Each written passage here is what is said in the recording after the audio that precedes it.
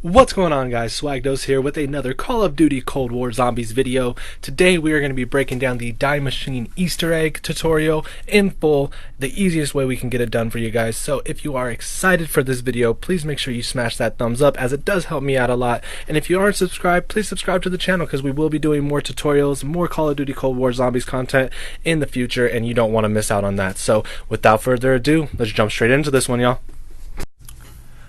Alright guys, so the first step of the Easter egg is to turn on the power and activate the Pack-a-Punch machine. Now if you haven't seen how to do this, or you don't know how to do this, I do have a video linked in the description on how to turn on power and to build the Pack-a-Punch machine. I'm not going to break it down here just because I broke it down a couple times in previous videos, but it is very simple to do. If you need to know how, go ahead and check that video out real quick. Now the next part of the Easter egg is to collect the etherscope. The thing with this one is, after you take the first anomaly portal at the Pack-a-Punch area, it's going to start moving around the map corresponding to the step of the Easter egg that you are on, including the wonder weapon upgrades. The next ether portal is going to be found in the pond area at the back of the map. Once you're in this area, you'll run by the box where the intel would be at, and you can take the portal back into the dark ether. Now that you're back in the dark ether, you'll be able to run around the map and collect the ether scope. There's 3 locations for these parts, and they do spawn in the same location every single game. The first location is going to be on the plane and the crash site right on the body of the plane. One thing to keep in mind here is every time you pick up a different part of the etherscope, there's going to be a spawn of dogs. There's roughly about 5 to 6 dogs that spawn in, and they do come at you pretty quickly, so I would suggest killing them before moving on to the next part location. The second location, you'll travel down into the Pack-a-Punch area, and you'll head back to the open grate by the ether portal. There'll be a yellow box on the floor. Go ahead and grab that piece. The final location is in the spawn area. It's under the broken stairs on the outside of Noct, next to the buildable table. If you walk over there, you'll see an antenna. Go ahead and grab that antenna, and now you can go into the Pack-a-Punch room and build the ether scope just below the Pack-a-Punch machine.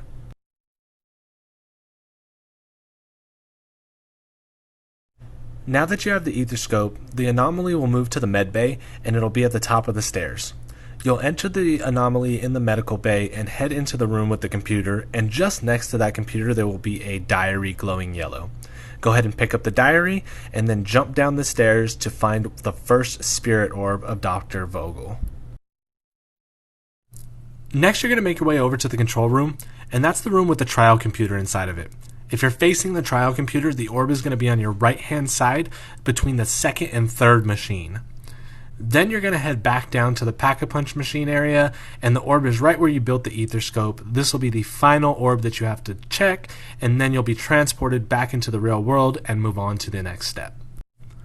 The next thing you're going to want to do is run back into the medical bay where you found the diary at originally. On the right hand side of the computer this time, the diary will be open, and it will be exposing a 3-letter password that you can then enter into the computer and activate the containment cell. The next thing you're going to have to do is upgrade the die into its 4 elemental upgrades. Then you're going to have to shoot the canisters around the containment cell with the corresponding element to the color on the bottom of the canister. If you don't know how to upgrade the die into its elemental variants, I do have a video linked in the description on how to do so, so be sure to check that out if you're needing any assistance in that area. Now once you have each of the elements upgraded, you can run into the med bay and shoot the canister again with the color corresponding to its upgrade. Thermo is red, Electro is yellow, Cryo is blue, Nova is green. Once you shoot the canister with the correct upgrade, it's going to move into an upward position, and you'll be asked to restore power to the containment cell. Now in order to do this, you'll have to find a device and place it into the power component right outside of the door where the computer is located. Next, you're going to have to head back to the med bay. Coming from the armor machine, you'll see an ether portal on the left hand side entering the room. You're going to take that portal into the dark ether and head up to the stairs just in front of the room with the computer in it. There's going to be an anomaly, and when you interact with it, you'll get 2 Russian spirits discussing Project End Station and also talking about stealing something from the device. You'll have to listen to the full cutscene, which is quite lengthy, but at the end you're going to get transported back into the normal world, and sitting in front of you will be a dark ether wrench. Just walk up to the wrench and hold square to interact and pick it up and add it to your inventory. Once you have the wrench in hand, you're going to head back to the spawn area, and in the yard there's going to be a giant tank. You're going to walk up to the right or left side of the tank. It doesn't matter which side, it just cannot be the front or the back. I suggest standing on the side closest to the power room because the zombie that does pop out after interacting with it pops out on that side, and it makes it a little easier to kill. Interact with it 3 times, you'll hear 3 knocks, and on the 3rd knock, a zombie will pop out of the top, and again, you're going to need to kill him really fast and then move on to the next step. Next, you have to throw a grenade on the lid of the tank while it's open. The easiest thing to do is to go to the table and buy a Semtex grenade. You can stick it just to the lid of the tank, and it will then fire a shot off towards a tree at the crash site. Head over to the crash site, and on the floor, you will see a golden orb sticking out of the ground. Go ahead and pick it up, and once you pick it up, you'll have to run back to the machine where the soldiers were and place it down inside to restore power to the containment cell. One thing to take into consideration during this step is as soon as you enter the crash site, dogs are going to spawn. As soon as you pick up the golden orb, you cannot melee, you cannot fight, you cannot run, and you cannot shoot. You will have to just outwalk the dogs all the way down into the medical bay and place it back in the power source.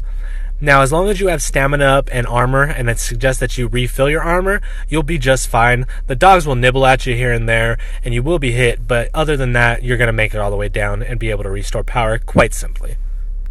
Now, the specimen you need is a very specific one, and in fact, it's 2 specimens. You will have to break a megaton into 2, and then capture the 2 blasters into the canister by walking them in the blue circle underneath it. They do have to get pretty close to the circles, so I would be careful while you're in this room. It can get a little hectic while training, so I would have maybe 1 zombie and a couple of blasters as you walk them down into the containment cell. Once the blasters are under the cell, they'll be sucked into the machine one at a time. You can then run into the room with the computer and hold square to initiate a lockdown sequence, locking you in the room with the computer. Everything outside will die, the round will end, and then you will get a short in-game cutscene of the 2 blasters being fused back together and becoming partially human. This is the reincarnation of Orlov, and he is one of the scientists who was working at Project End Station, who started the particle accelerator and initiated everything that is going on currently. At the end of the cutscene, Orlov is going to break out of the containment cell, and he's going to run off into the power accelerator room. At this point, you will be released from the room on a new round with dogs spawning in and zombies spawning at the same time. So be prepared as soon as the doors open to run and fire as you are exiting. Another nice thing to have ready is an ether shroud. That way you can just pop that, nothing will attack you, and you can run out of the room without being damaged at all. After that, you can destroy anything that's in your path and then head back to Noct, where you'll start the next step of the Easter egg. At this point, you're going to want to make your way back to Noct Dern Toten to the original spawn room where zombies all began. The last anomaly is going to be sitting there, and you can take it into the dark ether. Once you head into the dark ether, you'll walk back into the room where the mystery box originally is, and in the back corner here is the last spirit orb, but it is Orlov's this time, and he is going to be describing how this was all initiated. Now, once you get transported back into the real world, you'll be able to interact with the photograph of Orlov and his family sitting on the table right next to you. Now, when you interact with this photo, you are going to be transported to the boss fight, so I do recommend that you have everything you need before interacting with it. Some things that I would take into the boss fight are if you can get the ray gun out of the coffin Easter egg, if you can get the ray gun out of the box in any way, an electro bolt or the shockwave, and a few monkey bombs just to keep zombies away from Orlov and make your day a little bit easier. Make sure your perks are fully ready to roll, and if you have a regular gun, pack it up to level 3. Other than that, you should be pretty set and ready to roll. Go ahead and interact with the photo, and now you are ready to go into the boss fight. Now, this boss fight is very simple if you do know what you're doing. It is essentially a protect and survive boss fight. Orlov is going to move around the room, and he is going to dismantle 3 computer stations. This is going to set off a chain reaction and help the particle accelerator explode, ending Project End Station. Now, during the boss fight, the zombies shouldn't attack you. Their job is to stop Orlov from dismantling the computer stations. The Megadons, the Mega Blasters, and the Plague Dogs are all going to spawn in, and they will focus on destroying you. I suggest having either Shroud or Ring of Fire in order to do massive damage to the boss zombies while they're in. You can also throw a monkey bomb, and the zombies will just be distracted, so that way it takes them off of Orlov while you can focus on fighting the boss zombies for yourself. Once Orlov fixes all 3 stations, first being the one behind Pack-a-Punch, second being to the left of Pack-a-Punch by the anomaly terminal, and the third one is downstairs behind the Pack-a-Punch machine. After Orlov dismantles the 3 computer stations, you're going to get an electric signal sent around the machine. Orlov will also let you know that it's going to blow, and you have about a minute to get out of there before Project End Station is no more. Once this happens, the doors will unlock, and you'll have to take a very specific path because there will be lightning dropping down from the sky that if you hit, you will be instantly down. Now, the path is very simple. You're going to want to run up from Pack through the medical bay, hit the stairs on your right, and then jump across the open gap. Once across the gap, you can run out through the control room, up the stairs, to your right into the crash site. There are a few in the crash site, so be careful on your way down. I go to the right and around the rock, then down through the trees, and then as you can see, straight to the center of the pond area, there will be a helicopter. Now, as you can see, the path described in the video is slightly different than the path seen in the video. This is because my computer crashed when recording, so I want to give a huge shout out to Z Hunter for lending me the footage of him completing the Easter egg. This is his solo path, so if you guys do like this path instead, feel free to take it. It does work just the same. You just have to make it past those first couple rooms, and then it's home stretch. Congratulations, ladies and gentlemen, you have just done the Die Machine Easter egg.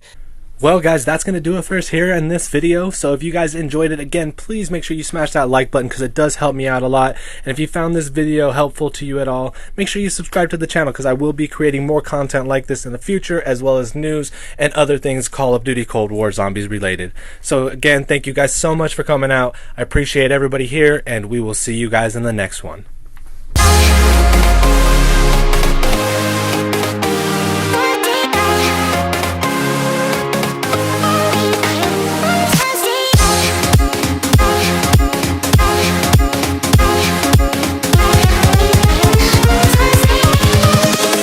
Invincible.